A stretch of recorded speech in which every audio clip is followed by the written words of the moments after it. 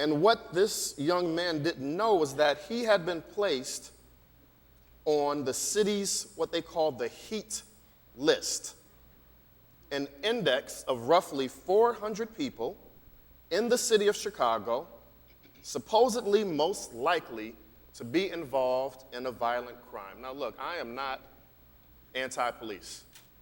A lot of you that know me, my own father started his career as an officer at CPD, so I'm not anti-police. But I am here to tell our young people, look around you. Look at everyone in this room, young people. We, Christ Universal Temple, and the Reverend Derek Wells, we got our own list. We got our own list. And every last one of you are on our list. Our list says you are destined for greatness. Our list says you are a divine being by divine right. Our list says you can have whatever you want as long as you put your mind to it. Our list says God is not done, the best is yet to come. Our list says if God be for you, who can be against you? And I can assure you that our list has way more authority than whatever the police are talking about. Just somebody give me an amen if you believe in our children. If God be for you, who can be against you? The only question is, who are you? The only question is, who are you? I've been working here for about 5 years. It'll be 5 years this summer, Rev. And in those 5 years, I have had an opportunity to grow and learn, really just by watching Reverend Wells, but also if he doesn't feel you're watching close enough, he'll just tell you directly. And so I want to explain this concept to our young people today, really just using some 3 things I have learned working for the Reverend Derek Wells. And I'm going to compress it, so I just broke it down to 3 things. One is set the expectation. 2, acceptance within yourself. And 3, forgive and forget. I'm going to start with set the expectation, but actually forgive and forget is the first step. Just stay with me. Number 1, young people, expect to win. Expect victory in all things. Expect the outcome to always be in your favor. Your level of expectation is going to be one of the most influential things in your life. And in observing Reverend Wells, he has led me to believe that he expects to win every single time. It's almost to the point where you're sitting in meetings and you're like, okay, I don't think he's really accepting anything but the win. Might as well get on board, might as well get with the program. It's all about the win. He doesn't want to hear about anything else. This expectation, as I have observed it, comes from his faith. And I want to define faith, and it's not my definition, I got it from Fillmore. Faith is a deep inner knowing that that which is sought is already yours for the taking. A deep inner knowing. It's the knowing. You can't just hope that you are going to win. You have to know that you're going to win. Hoping isn't going to get you there, but faith is the substance behind the hope. But it's a faith that knows that you got it. We have had some interesting times in the last 5 years at this church. I have seen some things I wish I could tell, and they just got to go with me all the way to glory. But I have seen Reverend Dr. Wells face opposition that rattles me. I have seen him be criticized by his own people. Oh, you're too young. You don't know what you're doing. We didn't do it like that 10 years ago. Why are you going left? We always went right. And I'm not talking just 4 or 5 years ago criticism. I'm talking 4 or 5 days ago criticism. And so I'm chief operating officer, and every time I'm running up to him and I'm thinking strategy. I'm thinking marketing. I'm thinking messaging. I'm thinking tactics. And I don't know why I do it, because he gives me almost the exact same answer every time. It's a little variation, but it's almost the exact same answer. I'm telling him what's happening. Reverend Wells says, I don't know anything about that. All I know is we winning. That's his response. All he knows is Christ Universal Temple is winning. He doesn't want to hear about anything else. And when he says, I don't know anything about that, listen to me, young people. He's saying that he doesn't see it. He doesn't pay attention to the it, whatever it is. He doesn't see it. It is, imagine a giant walking over ants. The giant doesn't pay attention to the ants. The giant sees where it's going, and that's it. And that's how it should be with you.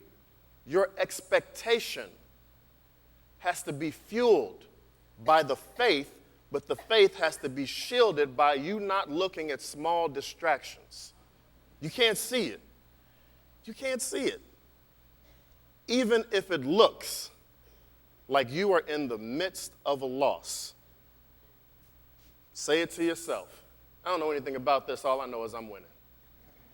That's the Derek Wells way. Just giving y'all a little inside ball today. If he's frowning behind me, do not tell me. I'm just going to keep going forward. All right, good. Thank you. But before you get to the expectation, let me tell you about the second lesson that I have learned from the Reverend Dr. Derek Wells.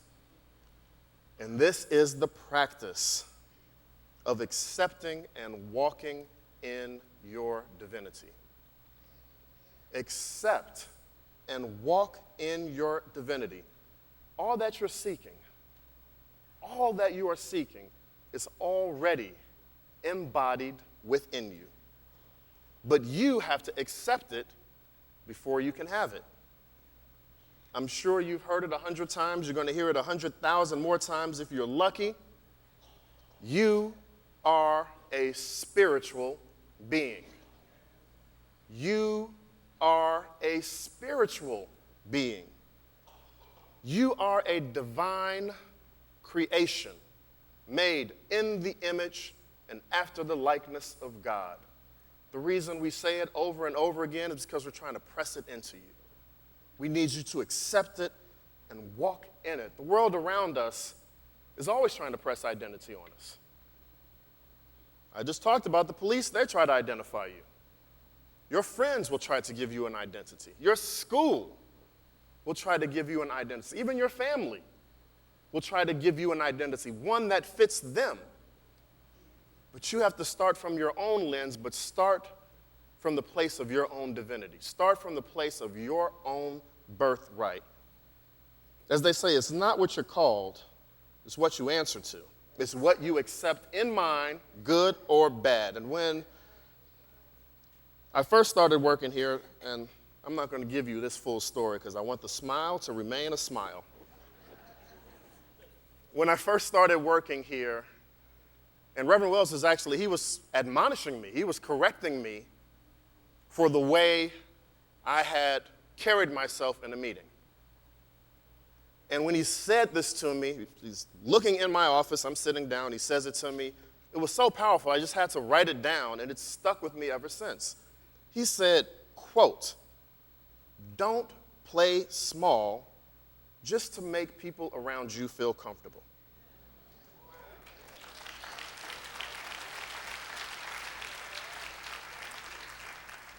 Why are you playing small?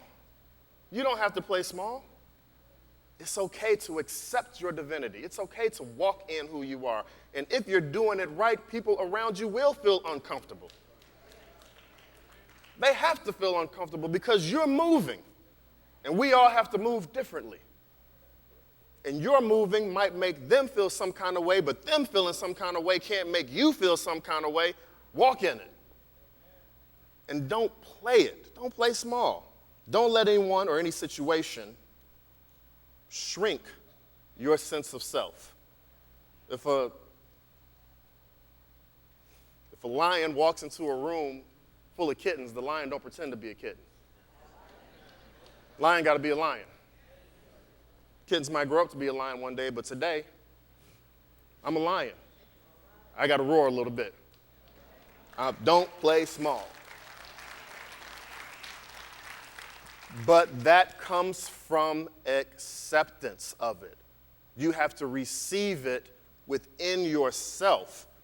I think about getting ready for and placing your mind in a state where you can accept your divinity, and it takes practice.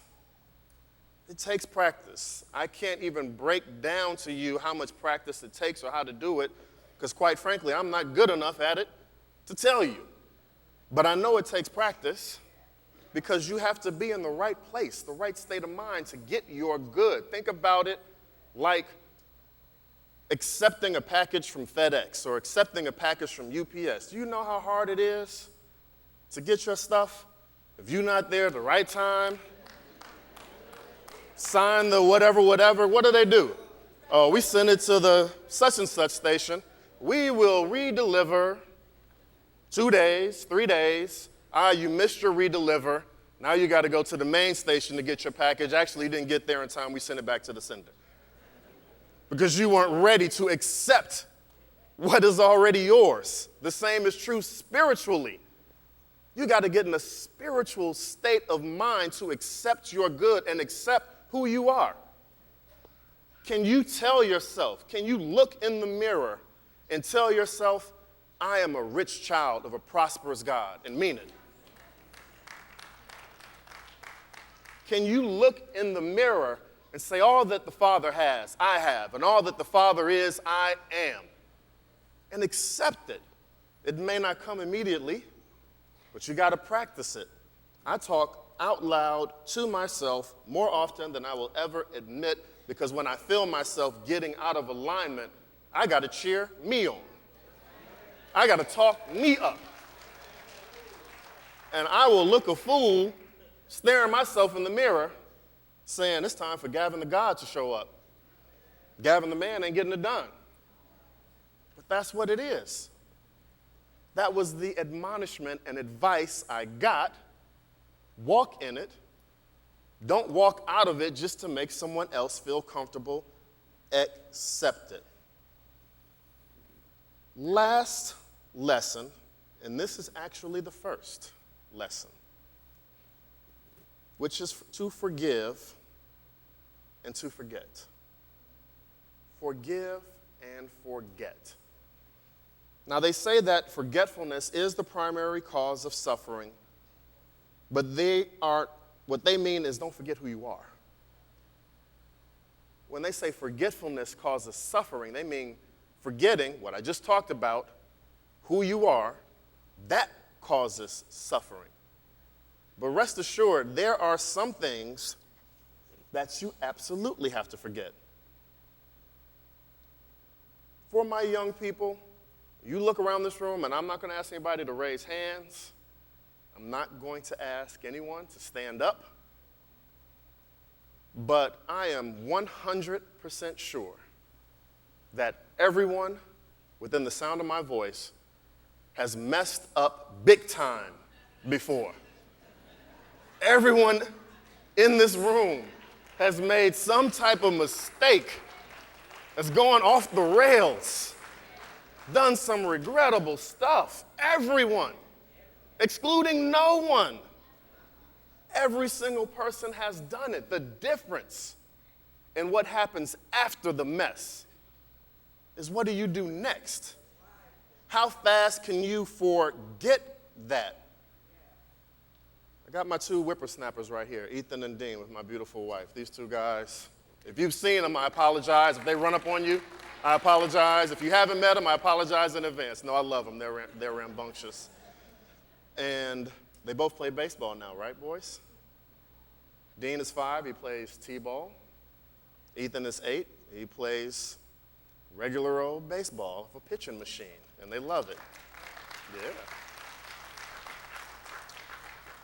And particularly with the 8-year-olds, this league is 7 and 8-year-olds, and I'm an assistant coach on this team. I don't know what that means. I just yell and shout, I guess, a little bit.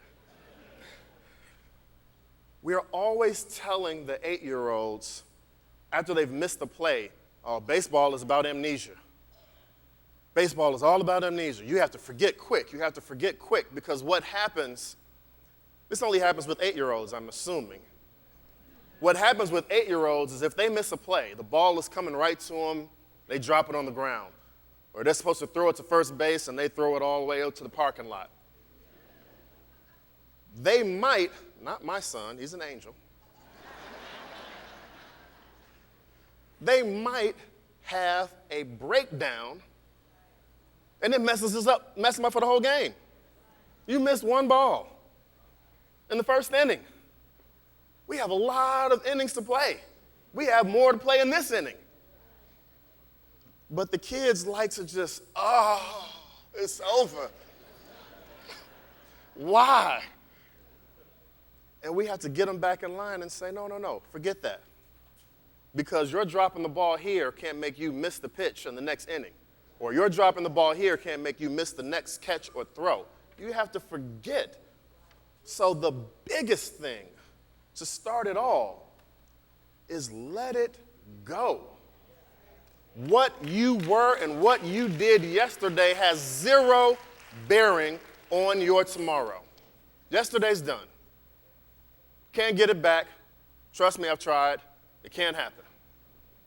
But if yesterday is giving you your today identity, then you're messing up. Yesterday's identity was for yesterday. So my last Reverend Wells story, and this wasn't directly told to me, this is overhearing, so I'm actually gossiping on the CUT platform.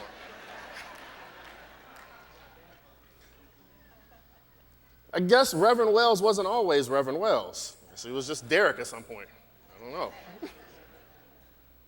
And apparently, he does have interaction with people that will say, man, you done changed. You changed. We used to know you.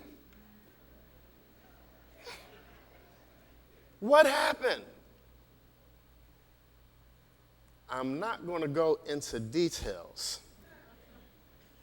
but I will tell you this.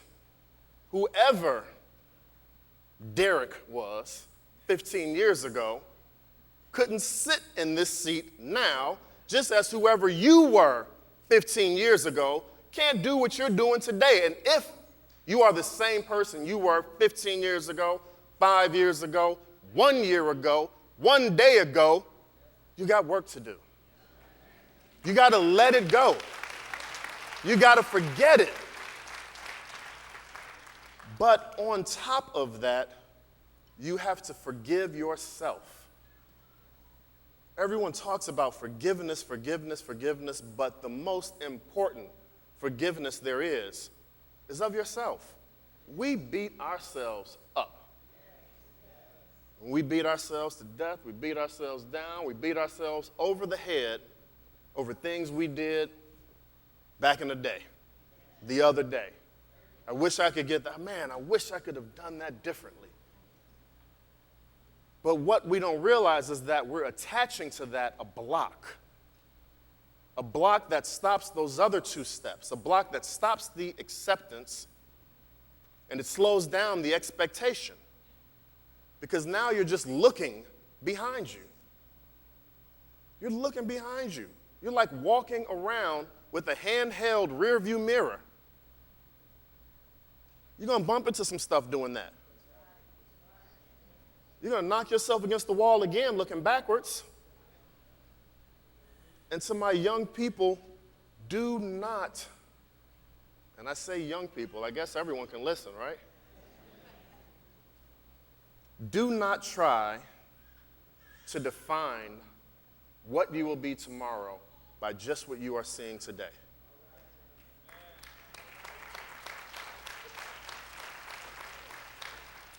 When working with Reverend Wells, he does not want to talk about last quarter's mess up or last year's whatever.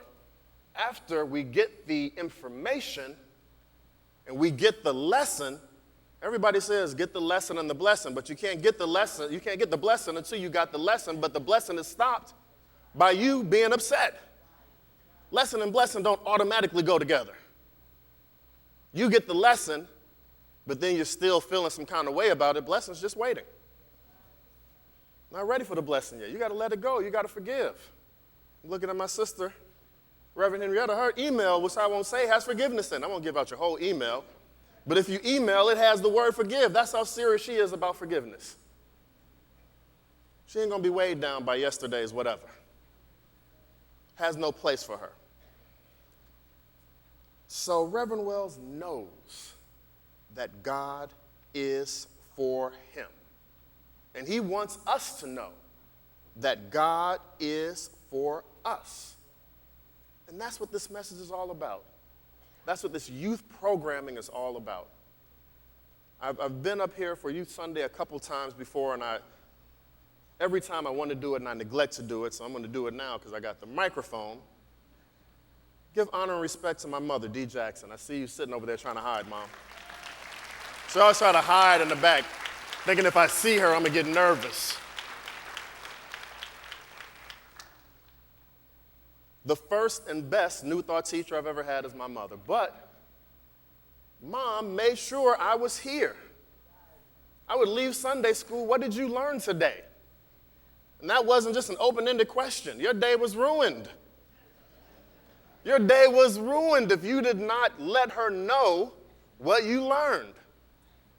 Let's walk through the 12 powers. What does enthusiasm mean? Man, that's a big word. I'm 3. Okay, I guess I better know. It's the energy of God moving in me for the betterment of me. I better know something. In this youth program, you learn not to put I am before something negative. You learn that here. Before I knew why you couldn't say it, I would get in trouble for it. I mean, you could say one of the 5 bad words, you get in a little trouble. But if you say I am and put something negative behind it, oh, you got a sit down coming. It's a sit down. That's what our young people are learning. They are learning Christ identity at age 3, age 5, age 12, age 16. How powerful is that? The rest of the world is saying they're criminals and crooks. We say you are a child of the living God. The rest of the world is trying to tell them they can't make it, no way out. We say all the God has is yours. From a baby learning the basics, that forms a shield around your children. You can't stop the mess your children are going to face. My mama couldn't stop me. Sorry, Ma. You're going to run across some stuff. The kids are going to get into some stuff. And what protects them? That saving net is that knowledge that has seeped into the core of their bones. That spiritual identity. So I want our kids to have this Derek Wells mentality. I want these kids to have this Derek Wells mentality. I want them to let go of their old self and don't be confined to who you think you are today. Yesterday's mess has nothing to do with tomorrow's blessings. I want you all to accept your own greatness. I don't care if anyone else does. You accept your own greatness. Walk in your divinity. And I want you to keep a mentality of joyful expectation. Don't just think that you will have it. Know that it is yours from the beginning. Don't let anyone push you off of it. Your friends are not going to understand all the time. Your family's not going to understand all the time. Your teachers will not understand. Your counselors will not understand. But you have to know it for yourself. A lot of people in this room got it. A lot of people got it. Mama may have and Papa may have. But God bless the child that's got his own. You have to get this truth for yourself, and I can assure you, no matter how many classes I took, how much my mother tried, how much Reverend Wells tries, it's a self-actualization. You have to realize it for yourself. What we do here is we put it out there for you. We lay out the new thought buffet, all you can eat, all the truth you can take, all the knowledge and help you can get. But if you walk by and don't pick up anything, that's on you. May not be your time. You may not be hungry enough. But when you get hungry enough, and I hope it's not at a point where you're in some real turmoil, you're going to pick that truth up. You're going to fill your plate up with it. But it's healthier to pick it up before you get in. It's healthier to know it now. And you guys have a blessed opportunity. So let me just leave you with this. No one on the planet Earth is as grateful as I am for Christ Universal Temple. This church is just absolutely everything.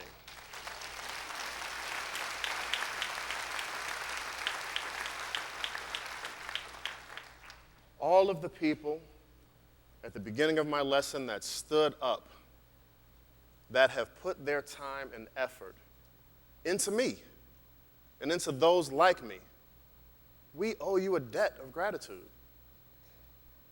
Your work, however, is not done. We are just getting warmed up.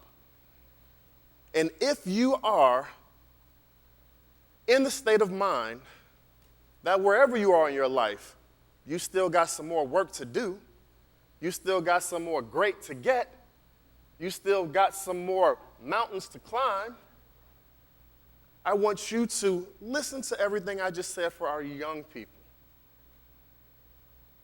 Expect it with faith.